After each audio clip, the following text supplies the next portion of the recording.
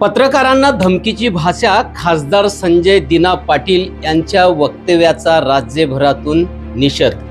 Tiger घाबरला, पत्रकारांची मागितली माफी.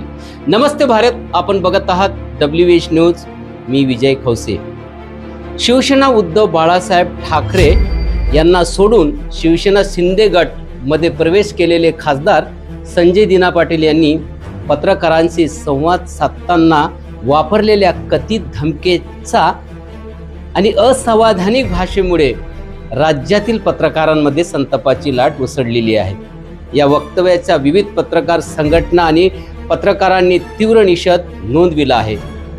घटनेनंतर वाढत्या टीकेमुळे संजय दिना पाटील यांनी माफी मागितली असली तरी पत्रकारांना धमकावण्याची भाषा कोणत्याही लोकप्रतिनिधीला न शोभणारी आहे, अशी प्रतिक्रिया पत्रकारांकडून व्यक्त होत आहे.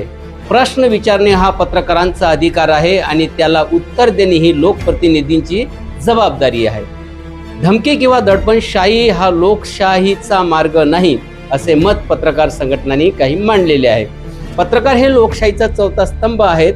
सत्ताधारी असोत किंवा विरोधक, जनतेच्या वतीने प्रश्न विचारणे आणि सत्य समोर आणणे हे माध्यमांचे कर्तव्य आहे. त्यामुळे पत्रकारांशी आक्रमक किंवा धमकीची भाषा वापरणे ही अभिव्यक्ती स्वातंत्र्याच्या मूलभूत तत्वावर आघात करणारी बाब असल्याचे पत्रकारांचे म्हणणे आहे. राज्यातील पत्रकारांनी या घटनेचा निषेध करत लोकप्रतिनिधींनी पत्रकारांचा सन्मान राखावा, सार्वजनिक जीवनात संयमी आणि संस्कृत भाषा वापरावी, तसेच प्रसारमाध्यमावर दबाव आणण्याचे प्रकार थांबावेत, अशी मागणी केली आहे. माफी मागितल्याने वादावर पडदा पडू शकत नाही, मात्र पत्रकारांविषयीचा दृष्टिकोन बदलणे अधिक महत्त्वाचे आहे. लोकशाहीत प्रश्न विचारणाऱ्या पत्रकारांना धमकावणे नव्हे, तर त्यांच्या प्रश्नावर तथ्यपूर्ण उत्तर देणे हीच लोकप्रतिनिधींची खरी जबाबदारी आहे. तुमचे मत काय आहे नोंदवा कमेंट बॉक्समध्ये.